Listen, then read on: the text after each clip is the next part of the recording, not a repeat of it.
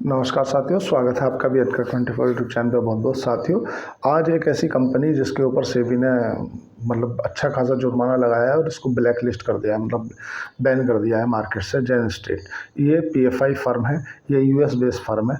इसको आज एक्सप्लोज करने जा रहे हैं कि ये मामला क्या है एक्चुअल में। एफएनओ में आपसे करने के लिए क्यों मना करता हूँ, उस विषय पे आज थोड़ा सा विस्तार से चर्चा करेंगे।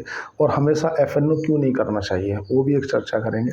देखो, जैसे कि आप जानते हैं कि जो एफएनओ है ना, ये जीरो सम गेम है। मतलब अगर आपका प्रॉफिट है तो किसी ना किसी का लॉस है। स्टॉक मार्केट में हमेशा जो पैसा कमाया, जिसने भी कमाया निवेश से कमाया, मतलब इन्वेस्टिंग से कमाया, एफएनओ से पैसा नहीं कमाते। इसकी शुरुआत कब होती है साथियों, वो जान लेते हैं। ये कंपनी है तो उन्हें पिछले वर्ष भी 2023 में भी जो मतलब आपने नज़रों में आई होगी, जब इसने एक मद्रास के स्टूडेंट को 4 करोड़ 3 लाख रुपए का पैकेज देकर सबको हैरान कर दिया था कि इतने हायर पैकेज पे आप उन लोगों को कैसे हायर कर सकते हैं। तो इसने कहा था कि हमारा क्या है, एल्गोरिदम से काम करते हैं और हमें ऐसे स्टूडेंटों की आवश्यकता रहती है। और इसी की यही कंपनी, आपको अगर पिछले वर्ष की बात करें तो अमेरिका में इसने अपनी एक फर्म का, दो कंपनियों ने आपस में केस कर दिया था। तो उस दौरान भी ये सामने आई थी। इन्होंने अपने 2 एम्प्लॉय से जो इनकी कंपनी छोड़ के जा चुके थे, उनके ऊपर एक केस दर्ज कर दिया था अमेरिका में कि इन्होंने भारत जो अमेरिका हमारी कंपनी की सीक्रेट मतलब स्ट्रेटजी थी ना, वो दूसरी कंपनी को दी है। अब ये सीक्रेट स्ट्रेटजी थी क्या, इसको लगभग 8,500 करोड़ रुपए की सीक्रेट स्ट्रेटजी का इन्होंने दूसरी कंपनी के ऊपर दावा लगाया था। अब जब क्योंकि भाई जज है, जज को तो स्टेटमेंट, इनके दोनों के स्टेटमेंट सुन लिए, तो उसको तो कुछ ना कुछ वो देना ही है ना कि भाई जब तुम्हारी बात भी सुन ली, तुम्हारी बात भी सुन ली, तो जज तो अपनी तरफ से कुछ तो लिखेगा, मतलब फैसला देगा। तो फैसला देने के लिए जज ने बोला कि आप अपनी जो सीक्रेट स्ट्रेटजी है वो मुझे बता दो, मैं केस को समझ लूँ। तो उन्होंने बोल दिया कि नहीं नहीं, हम आपको अपनी सीक्रेट स्ट्रेटजी नहीं बता सकते। उस सीक्रेट स्ट्रेटजी का भी बात सामना करेंगे कि क्या था सीक्रेट स्ट्रेटजी।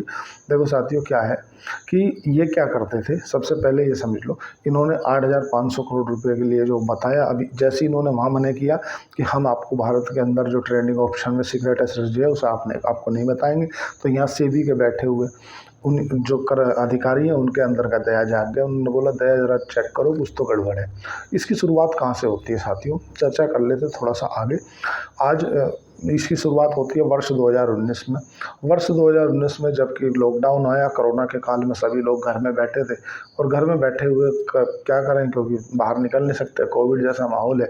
तो कुछ जो यूट्यूब इन्फ्लुएंसर हैं उन्होंने उनका माहौल बनाया और जो ये ऑप्शन ट्रेडिंग है, मतलब जो एफएनओ है ना, इसको एक तरह से अलादीन का चिराग बना के प्रस्तुत किया। मतलब ये तो समझ लो, अगर आप एफएनओ करते हो तो अलादीन का चिराग मिल गया। मतलब अब तो आप एफएनओ करके लाख 2 लाख नहीं, 10-20 करोड़ रुपये ऐसे कमा लोगे कि आपको कुछ करना ही नहीं पड़ेगा। तो उसी का परिणाम स्वरूप क्या हुआ साथियों, 2021 तक, मतलब वर्ष 2021 तक, 2019 में जो ट्रेडर थे वो थे 7,01,000 ट्रेडर कुल एफएनओ पूरी भारत के अंदर। और वर्ष 2021 में मतलब ये बढ़ के हो गए साथियों 45 लाख ट्रेडर। पूरा 500% का जंप देखने के लिए मिला। को किस में, वर्ष 2019 से वर्ष 2021 में 2 साल के अंदर एफएनओ मतलब जो फ्यूचर एंड ऑप्शन करने वाले लोग हैं, वे इतने जंप हुआ कि जो 7 लाख ट्रेडर हुआ करते थे वो बढ़ के हो गए 45 लाख। मतलब 500% का जंप देखने के लिए मिला। और वे जो अभी अभी में आए हुए ट्रेडर थे, वो ऐसे ट्रेडर थे जिनकी सालाना इनकम जो है अब बहु 5 लाख थी। मतलब 5 लाख के अंदर में उनकी इनकम थी। और विदाउट नॉलेज, बस केवल स्टॉक ऊपर जा रहा तो उसकी कॉल खरीद लो, नीचे जा रहा तो पुट खरीद लो, इतनी उन्हें नॉलेज थी। सेबी का एक आंकड़ा बोलता है, जैसे कि आप सभी जानते हैं कि 99% जो लोग हैं एफएनओ में लॉस करते हैं। अब उसी 99% में से भी अगर बात करें इनकी, तो वो 98% तो यही लोग हैं, 1% हैं जो दूसरे हैं।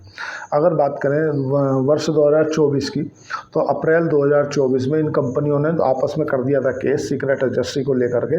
तो फिर इन्होंने जब मना कर दिया तो इन्होंने 2024 में 19,000 करोड़ रुपए के आसपास में इस सीक्रेट स्ट्रेटजी के कारण कमाया। अब ये सीक्रेट स्ट्रेटजी है क्या, ये इतनी सीक्रेट है कि आपको जान के आश्चर्य होगा कि जो जेन स्ट्रीट कंपनी है, इसके अंदर कोई भी सीईओ नहीं है। लगभग 30 से 40 जो है ना सीनियर अधिकारी हैं, वही इस कंपनी को चलाते हैं। ये यूएस की फर्म है। और इसके ऊपर जो आरोप ये है कि इसने ना गलत तरीके से बैंक निफ्टी को मोनोपुलेट किया है। देखो बैंक निफ्टी को मोनोपुलेट कैसे किया जाता है, आप पहले बात को समझो। जैसे कि बैंक निफ्टी में 30 स्टॉक है और 30 स्टॉक में भी जो सबसे ज़्यादा कॉम्पोनेंट है ना साथियों, वो है तुम्हारा HDFC का, ICICI और एक्सिस बैंक का।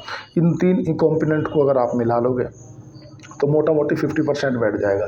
जैसे कि आपने देखा होगा जब HDFC के रिजल्ट ख़राब आए, तो रिजल्ट ख़राब आए मतलब सब लोगों को ये उम्मीद थी कि यार ये रिजल्ट ख़राब आए मतलब स्टॉक गिरेंगे। तो ये क्या करते थे, इनके पास में 50,000 करोड़ रुपए जैसे खुद का फंड था, ये किसी का फंड मैनेज नहीं करते थे, खुद का फंड था, और 50,000 करोड़ रुपए से कैश में उस स्टॉक की बाई कर लेते थे।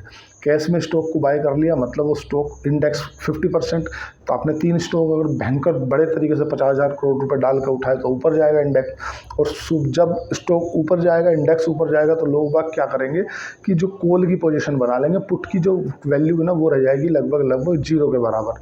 क्योंकि जब 600 पॉइंट आपका बैंक निफ्टी भाग गया, तो 600 पॉइंट बैंक निफ्टी भागेगा तो आपकी 600 पॉइंट जहाँ से भागा है उससे नीचे 600 पॉइंट की अगर आप पुट देखोगे तो पुट की वैल्यू रह जाएगी जीरो। तो ये क्या करते थे, वो जीरो के रेट पर पुट उठाते थे। और जो इन्होंने कैश में अपना माल उठा रखा है, तो लास्ट मोमेंट पे मतलब बैंक निफ्टी का आखिरी बिल्कुल दौर में उसी समय पे ये उसे बेच देते थे। तो जो पुट की वैल्यू है वो हो जाती थी एकदम ऊपर, मतलब ये प्रॉफिट, अच्छा प्रॉफिट कमा लेते। या आप ऐसा भी कर लो कि जिस समय स्टॉक ऊपर चले जाते थे तो ये इंडेक्स में कॉल बेच देते थे। मतलब अगर 57,000 का बैंक निफ्टी चल रहा है तो ये 58,000 की कॉल बेच देते थे। कॉल बेच देते थे मतलब जीरो के बराबर पैसे जाता था। और जो अगर इन्होंने 200 करोड़ रुपया कैश में लॉस हुआ है ना, तो इनका एक दिन का प्रॉफिट लगभग 3700 करोड़ रुपये के आसपास रहा है। 3,700 करोड़ रुपया एक दिन का प्रॉफिट रहा है। देखो क्या है कि रिटेल ट्रेडरों की जो सबसे बड़ी समस्या है ना वो ये है कि ना तो वे पढ़ना चाहते और बस उन्हें लगता है कि ये कोई अलादीन का चिराग है, इसे घिस दिया और पैसा निकाल लिया। ऐसा कुछ नहीं है। ना ये डिस्प्रिन की गोली है कि आपने पेट में धर ली और खा ली, ऐसा भी नहीं है। थोड़ा सा आंकड़े पर नज़र डालते हैं कि भारत को सेबी बार बार बोलती है कि 99% लोग जो हैं वो FNO में लॉस करते हैं। और उस 99% में भी अगर ज़्यादातर देखोगे ना तो 98% तो ऐसे हैं जो कि रिटेल ट्रेडर हैं, क्योंकि उन्हें नॉलेज नहीं है, विदाउट नॉलेज। इसीलिए सेबी ने अभी बीच में इनका जो लोट का साइज है वो भी बढ़ा दिया गया था, क्योंकि आदमी समझ नहीं रहा। सेबी तो बात तो समझ गई थी कि कुछ ना कुछ तो गड़बड़ है, जब इतनी जल्दी इतनी बड़ी मूवमेंट आ नहीं सकती। यही कारण है कि आज आपने देखा कि BSE का स्टॉक गिरा, CDSL का स्टॉक गिरा, एंजल वन का स्टॉक गिरा, और जो कि नुवामा वेल्थ, जो कि नुवामा अमेरिका में है लेकिन वो भारतीय के अंदर उसका मतलब पार्टनरशिप है, तो वो भी स्टॉक गिरा। उनके पीछे का कारण क्या है कि ज़्यादातर जो वॉल्यूम है ना वो इन्हीं के ज़रिए से आती है, इसीलिए वो स्टॉक गिरा।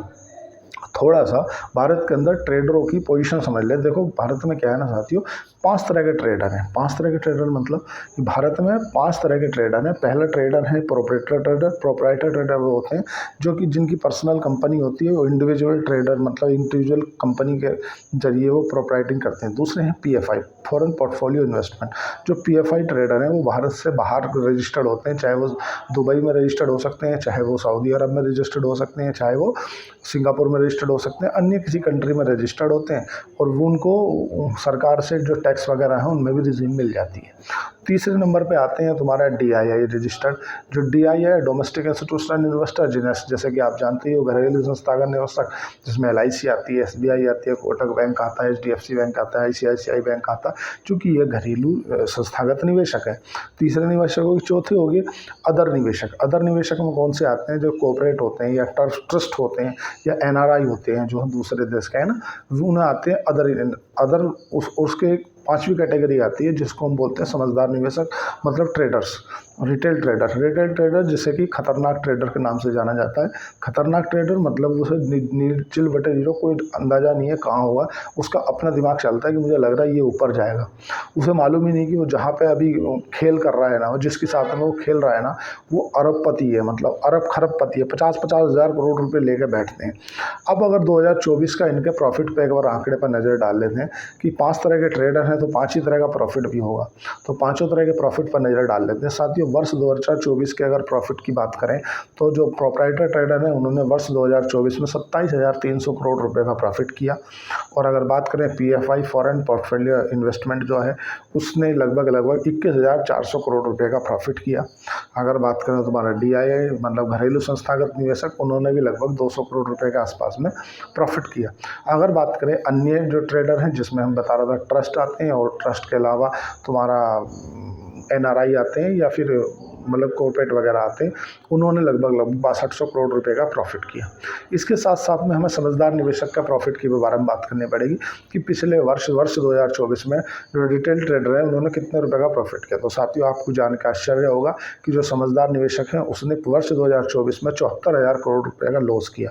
क्यों किया? क्योंकि उसको लगता है ये ऊपर जाएगा तो खरीद ले, उसको लगता है नीचे जाएगा वो खरीद ले। मैं FNO करने के लिए इसीलिए मना करता हूँ। देखो, आपको जान के आश्चर्य होगा, 5 तरह के ट्रेडर हैं। कौन से? प्रोप्राइटरी ट्रेडर, तुम्हारा उसके बाद PFI trader, DII trader, other trader और रिटेल ट्रेडर। पांचों ट्रेडर जो हैं, पांचों ट्रेडरों के प्रॉफिट जान लो। वर्ष 2024 में जो प्रोप्राइटरी ट्रेडर है 24,300 27,300 करोड़ का प्रॉफिट। जो तुम्हारा PFI है 21,400 करोड़ का प्रॉफिट। जो तुम्हारा DII 200 करोड़ का प्रॉफिट। जो अदर ट्रेडर है जिसमें NRI वगैरह आते हैं या ट्रस्ट वगैरह आते हैं, उसमें तुम्हारा 6200 करोड़ का प्रॉफिट। और जो समझदार निवेशक है मतलब रिटेल निवेशक है, उसने कितने का प्रॉफिट किया है? लॉस किया है 74,100 करोड़ रुपये का लॉस, शुद्ध लाभ, नुकसान किया है। अब देखो, ये जैसा कि आप जानते हो जो FNO होता है ना, ये जीरो सम गेम होता है। जीरो सम गेम मतलब अगर मेरा लॉस है तो तुम्हारा प्रॉफिट है। स्टॉक मार्केट में अगर किसी ने प्रॉफिट कमाया है तो निवेश से कमाया है, मतलब इन्वेस्टमेंट से कमाया है, FNO से प्रॉफिट नहीं कमाया। कल के देखा होगा आपने कि जो तुम्हारा नुआमा के शेयर थे वो गिर गए, CDSL का शेयर था वो गिर गया, BSC का शेयर था वो गिर गया, एंजल वन का स्टॉक था वो गिर गया। कारण था JSL कंपनी के ऊपर लगाया जाने वाला एक्शन, क्योंकि इन्होंने जो स्ट्रेटजी अपनाई ना वो स्ट्रेटजी कहीं ना कहीं ख़राब थी। क्योंकि जो PFI होते हैं ना, ये तो क्या करते हैं, अपने आप को किसी सिंगापुर या मलेशिया या सऊदी अरब जैसे देश में अपने आप को रजिस्टर करा लेते हैं। और रजिस्टर कराने से होता क्या है कि ये जो ट्रेडिंग में होने वाला प्रॉफिट है उस प्रॉफिट पे जो दिए जाने वाला टैक्स है उससे भी बच जाते हैं। लेकिन जो रिटेल ट्रेडर है पहले तो उससे प्रॉफिट होता नहीं, तो इसलिए इस बात की टैक्स वगैरह की चिंता नहीं करनी चाहिए, क्योंकि ये प्रॉफिट होने ही नहीं देते। एक्चुअल में हमारा जो पैसा जाता है ना, छोटे ट्रेडरों का जो पैसा जाता है ना, वो बड़े हाथियों में जाता है। बड़े बड़े जो म्यूचुअल फंड है, जो बड़े बड़े PFI हैं, फॉरेन पोर्टफोलियो इन्वेस्टमेंट, जो कि 50-50 हज़ार करोड़ रुपए की वेल्थ लेके बैठे हैं, वो उनके पास पैसा जाता है। ये क्या करते हैं? सीधी सी बात है, जैसे HDFC है, HDFC का जब आपने देखा रिजल्ट आया, तो रिजल्ट आने से इन्हें एक दिन पहले पता था खराब रिजल्ट आएगा, क्या मतलब आया, तो इन्होंने 50,000 करोड़ रुपए का HDFC उठा लिया। जब कोई इतनी बल्क डील में 50,000 करोड़ रुपए का कैश में पोजीशन बनाएगा तो स्टॉक ऊपर भागेगा। अब चूंकि अगर पूरी निफ्टी इंडेक्स की बात करें तो लगभग 13% जैसा, तो 30% के आसपास का जो वेटेज है ना वो HDFC का है। और जब 50,000 करोड़ की एक ही बाइंग बनेगी आकर तो HDFC की स्टॉक भागेगा। अब स्टॉक भागेगा तो लोगों को लगेगा यार ऐसी खबर तो है नहीं, पर हो सकता है कुछ खबर हो, हमें पता ना हो। स्टॉक भागेगा मतलब पूरा इंडेक्स भागेगा, और इंडेक्स भागेगा मतलब कि जो कॉल है, जो मतलब उस 600 पॉइंट ऊपर की कॉल है ना, वो हो जाएगी नीचे जहाँ से ये भागना चालू किया है इन्होंने, और उससे 600 पॉइंट नीचे उसकी जो पुट है, उस पुट की वैल्यू हो जाएगी लगभग जीरो के बराबर, 2-5 रुपए के भाव में। और जब ये 600 पॉइंट ऊपर भगा देंगे तो शाम को ही, मतलब जब मार्केट क्लोज होने वाली होगी उसी दौरान ये क्या करेंगे, जो वहाँ की कॉल है उसे बेच देंगे, मतलब नीचे की कॉल बेच देंगे मतलब। और पुट जो है ना वो चूँकि इन्होंने पहले से खरीद पोजीशन बना रखी थी, और कैश में स्टॉक वहीं के वहीं जीरो मार के बेच देंगे जो रेट में भी। अब जब 1 लाख करोड़ रुपए की पोजीशन अगर आप कोई स्क्वायर ऑफ करेगा तो पूरा का पूरा इंडेक्स नीचे आएगा। मतलब अगर HDFC बैंक में किसी ने पोजीशन काटी है तो पूरा इंडेक्स नीचे आएगा। इंडेक्स नीचे आएगा मतलब जो पुट है उसकी वॉल्यूम बढ़ेगी और पुट की वैल्यू बढ़ेगी, कॉल की वैल्यू गिरेगी। और जो कि जिसने जहाँ पे कॉल खरीदी थी 600 पॉइंट ऊपर, उसकी जो कॉल की वैल्यू है वो लगभग जीरो हो जाएगी। मतलब इसमें क्या है ना, स्टॉक मार्केट में दुधारी तलवार है। मैं आपसे पहले भी कई बार कह रहा हूँ कि इन्होंने तुम्हारा नवंबर 23-24 में एक सेबी ने एनएससी को बोला कि यार इनकी जो सीक्रेट स्ट्रेटजी है ना, उसे पहले हम देख तो ले जरा, इनका जो भी ट्रेड हो रही है ना उसका ज़रा हमें डाटा तो दो। तो सेबी ने वो डाटा प्रस्तुत किया, और वो डाटा जब प्रस्तुत किया तो इन्होंने देखा कि जो एक्सपायरी होती है, जो बैंक निफ्टी की एक्सपायरी होती है, उस एक्सपायरी में क्या पाया कि भाई ये जो इतनी बड़ी पोजीशन ये बनाते हैं कैश में, और फिर इंडेक्स को शॉर्ट कर देते हैं, इंडेक्स को शॉर्ट कर देते हैं। फिर ये जैसे ही इंडेक्स को शॉर्ट करते हैं तो फिर शाम को ही, या तो जब इनको क्लोज निकालना होता है तो उसी दौरान ये अपनी कैश की पोजीशन बेच देते हैं। और जब ये 50,000 करोड़ की पोजीशन बेचते हैं तो सीधी सी बात है, जो मार्केट नीचे गिरता है तो जो पुट की वैल्यू है वो ऊपर जाती है और कॉल की वैल्यू जीरो होती है। तो इससे जो सेबी ने इनको दोषी पाया वो मार्केट मैनिपुलेशन के दौर में पाया। मैं क्यों बोलता हूँ कि आप एफएनओ में काम ना करो, इंट्राडे में या एफएनओ में फ्यूचर एंड ऑप्शन में काम ना करो, क्योंकि आपका जिसके साथ में सामना हो रहा है ना वो बहुत बड़े बड़े हाथी हैं, तुम कहीं नहीं लग रहे उसके आगे। बात को समझो। अगर जो नया निवेशक है जो एफएनओ में आया 5,000 6,000 7,000 ले गए, अब वो जो भी 2019 से बाद में जिनका जन्म हुआ है, क्योंकि वर्ष 2019 में 7 लाख ट्रेडर थे एफएनओ के, और 2021 में हो गए भी 45 लाख, और 2021 में 45 लाख हो गए, अब तो बढ़कर और भी मतलब लगभग 60 लाख के आसपास ट्रेडर पहुंच गए होंगे एफएनओ के ऐसा में। और उसी के साथ साथ में हमें ना मार्केट का सबसे बड़ा एफएनओ ऑप्शन का मार्केट बना दिया। भारत की जो एफएनओ की ऑप्शन की मार्केट है ना, आज वो विश्व की सबसे बड़ी मार्केट है। क्यों? क्योंकि इन सब ट्रेडरों ने, और ये तो नहीं समझ पाए, लेकिन इस चीज़ को सेबी बहुत पहले भनक गया था, इसीलिए सेबी ने पहले से लोट साइज बढ़ा दिया कि हम लोट का साइज बढ़ा रहे हैं।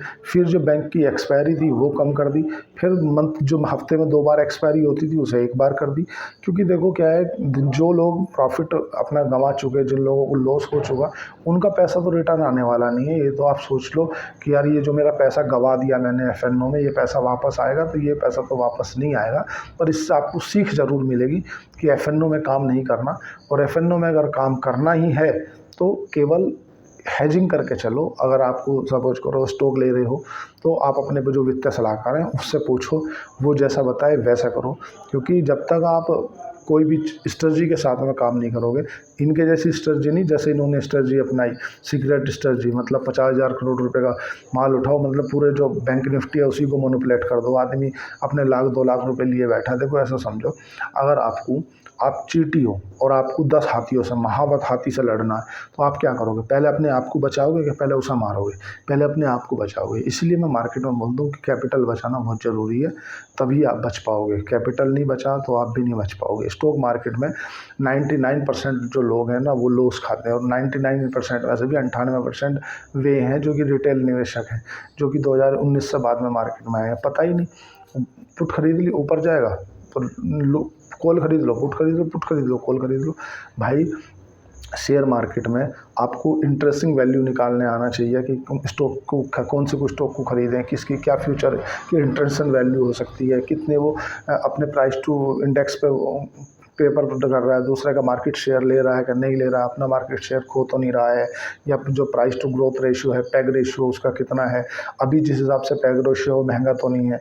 स्टॉक के प्राइस को देख लिया कि यार ये तो बहुत महंगा है। स्टॉक के प्राइस से कोई स्टॉक महंगा सस्ता थोड़ी होता है, उसके पी रेशियो से, उसके पैग रेशियो से, उसके ROC से, ROI से, उसका कैश फ्लो से, ये सब चीज़ें देखनी होती हैं। उसका CAGR कितना है, कंपाउंड एनुअल ग्रोथ रेट क्या है, ये सब चीज़ें देखनी होती हैं। उससे पता चलता है कि तो जाके प्रॉफिट बनता है। इतना इजी नहीं है कहीं पे भी आपको प्रॉफिट कमाना, नहीं तो जैन स्ट्रीट जैसे जो PFI है ये लपेट लेती हैं। आप बताओ, जब इन्होंने एक कर्मचारी को 4 करोड़ 3 लाख रुपए देकर हायर किया, मतलब लगभग 35 लाख रुपये महीने का बनता है। और जो ट्रेडिंग सेशन होते हैं ना वो हफ्ते में, मतलब महीने में आप एवरेज मिलाकर देखो तो 21 या 22 ट्रेडिंग सेशन होते हैं। मतलब सीधी सी बात है, 2 लाख रुपये प्रतिदिन, अगर किसी को ये 2 लाख रुपये प्रतिदिन देकर हायर कर रहे हैं तो उसमें कुछ तो स्ट्रेटजी होगी। आप बताओ ना, 4 करोड़ रुपये अगर किसी को हायर कर रहे हैं, मद्रास का एक स्टूडेंट को इन्होंने हायर किया और 4 करोड़ रुपये देकर हायर किया, मतलब एवरेज में पकड़ लो 35 लाख रुपये महीना। और 35 लाख रुपये महीने का मतलब ये है कि हफ्ते में 4 दिन ही स्टॉक मार्केट चलता है, मतलब महीने में 8 दिन की तो नॉर्मल छुट्टी होगी, तो 22 दिन हो गया, और 22 दिन में भी एक दो छुट्टी सरकारी फंस गई तो 20 दिन हो गया, मतलब 1.5 लाख रुपये प्रतिदिन ये सब दे रहे थे स्टॉक मार्केट में। तो ये सीधी सी बात है कि इस ऐसी चीज़ जो फार्म है ना उनके लपेट में आप ना हो, उसके लिए आपको खुद से पढ़ना होगा, अपनी इंटरेस्ट प्राइसिंग वैल्यू निकालनी होगी, कंपनियों के बिजनेस मॉडल पढ़ने पड़ेंगे कि हमें करना है या नहीं करना। हमेशा आप पान के ठप्पे चले जाओ, कौन सा स्टॉक खरीद लिया, उन्होंने बोल दिया ये खरीद लो, तो लूट जाओगे और कुछ नहीं होने वाला, आपको नुकसान होगा बहुत भयंकर वाला। जो तुम्हारा ये बड़ी बड़ी फर्म है, इनसे लड़ना आपके बस की बात नहीं है। तो बेहतर है कि आप जो है स्टॉक मार्केट में केवल स्टॉक में काम करो, और वो भी लंबे समय पर काम करो, क्योंकि एक हिस्ट्री बताती है, मतलब एक शोध में पाया गया है कि अगर कोई व्यक्ति किसी स्टॉक में 3 साल तक निवेशित रहता है ना, तो उसको जो लॉस होने के चांसेस है वो 99% तक घट जाते हैं। मतलब उसे प्रॉफिट नहीं होगा, लेकिन उसे लॉस भी नहीं होगा अगर वो 3 साल तक निवेशित रहता है तो। लेकिन यहाँ पे जो स्टॉक मार्केट में आता है व्यक्ति, वो 3 साल नहीं, वो 3 महीने नहीं रुकना चाहता, उसके अंदर ना कुछ कर गुजरने की चाहत होती है। बोले यार आज मैंने पैसे डाले 50,000 रुपये, मुझे घंटे 2 घंटे बाद ही 2-4 करोड़ रुपए मिल जाए और मैं हाल ही कुछ खरीद लूँ। ऐसा कुछ नहीं है, कोई डिस्प्रिन की गोली नहीं है कि आपने रखी है अंदर, कोई पैरासीटामोल की गोली नहीं है कि आपको बुखार उतार देगी। भाई कैपिटल मार्केट है, कैपिटल मार्केट में पढ़ना पड़ता है। बड़े बड़े जो रिसर्च एनालिस्ट हैं, जो बड़े बड़े एल्गोरिदम का काम आ रहे हैं, अब तो आजकल तो जो वुमेन नेचर है उसका काम ही ख़त्म हो गया। अब तो मशीन लर्निंग का काम आ रहा है। मतलब आप उनने अगर भर दिया कि 40 रुपये पे कोई स्टॉक खरीदने 1 लाख रुपये, 41 पे बेचने, तो स्टॉक अगर 40 पे आया तो 1 लाख स्टॉक खरीद लिए, 41 पे गया तो 1 लाख स्टॉक बेच दिए, फिर 40 पे आया तो खरीद लिया, फिर 41 पे गया तो बेच दिए, फिर 40 पे आया तो बेच दिए। मतलब इस तरह सब तो मशीन लर्निंग का काम आ रहा है। पढ़ना किसी को है नहीं, सब तो डिसिप्लिन की गोली चाह रही है। वो चाय के ठप्पे खड़े हैं, बोले यार मैंने देखा वो फलाना आदमी स्टॉक मार्केट में काम करता था, वो करोड़पति बन गया। भाई फलाने आदमी के चक्कर में मत रहो, नहीं तो FNO में आजकल देखो ना, इनके ऊपर इनका जो एक दिन का प्रॉफिट रहा साथियों 3700 करोड़ रुपये रहा। क्या आप 3700 करोड़ रुपये एक दिन में कमा सकते हो? अगर बात करें कि 13 जनवरी 2023 से लेकर के 1 मार्च 2025 तक का जो उनका डाटा सेबी ने निकाला है, उसमें इन्होंने 42,290 करोड़ रुपए का प्रॉफिट खाया। क्या आप 42,290 करोड़ का प्रॉफिट कर सकते हैं? और इनका जो शुद्ध लाभ है, मतलब अगर लॉस को भी इसे घटा दिया जाए, क्योंकि कैश में इनको लॉस होता था और ऑप्शन में इनको प्रॉफिट होता था, तो उसको भी घटा दिया जाए तो लगभग 36,500 करोड़ रुपये का जैसे प्रॉफिट है इनका। तो 36,500 करोड़ रुपये कहाँ से गया है? क्योंकि FNO तो जो फ्यूचर एंड ऑप्शन है तो जीरो सम गेम है। जीरो सम गेम है मतलब अगर आपका लॉस है तो मेरा प्रॉफिट है, मेरा प्रॉफिट है तो आपका लॉस है। किसी ना किसी का तो लॉस हुआ तब तो आपका प्रॉफिट हुआ। तो ये हम तुम आप जैसों के हाथ से गया निकल गए, क्योंकि पढ़ना नहीं है, जो नॉलेज लेनी नहीं है, किसी सलाहकार के साथ रहना नहीं है। बस केवल किसी ने बोल दिया खरीद लो, खरीद लिया, किसी ने बोल दिया बेच दो, बेच दिया। FNO मत करो, इंट्राडे मत करो। आपसे मैं हाथ जोड़कर रिक्वेस्ट कर रहा हूँ, अगर आपको स्विंग ट्रेड करना है तो अपने वित्तीय सलाहकार से पूछ के करें। और स्टॉक मार्केट में लंबे समय तक बने रहने के लिए कैपिटल बचाना बहुत ज़रूरी है। जैसे कि क्रिकेट मैच होता है, सेम शेयर मार्केट होती है। क्रिकेट में आपको अपना विकेट बचाना होता है, यहाँ आपको अपना कैपिटल बचाना होता है। और कैपिटल बचाने के लिए आपको अपने वित्तीय सलाहकार के अनुसार ही चलना पड़ेगा। आपको फाइनेंशियल डिसीजन जो भी लेने हैं अपने वित्तीय सलाहकार से पूछ के ही लेने हैं। अगर आपको शेयर खान के साथ डीमैट अकाउंट खुलाना है तो नीचे दिए गए डिस्क्रिप्शन पे जाकर आप अकाउंट ओपन कर सकते हैं। आज के लिए इतना ही। चैनल को लाइक करें, सब्सक्राइब करें, कमेंट करें। धन्यवाद, थैंक यू।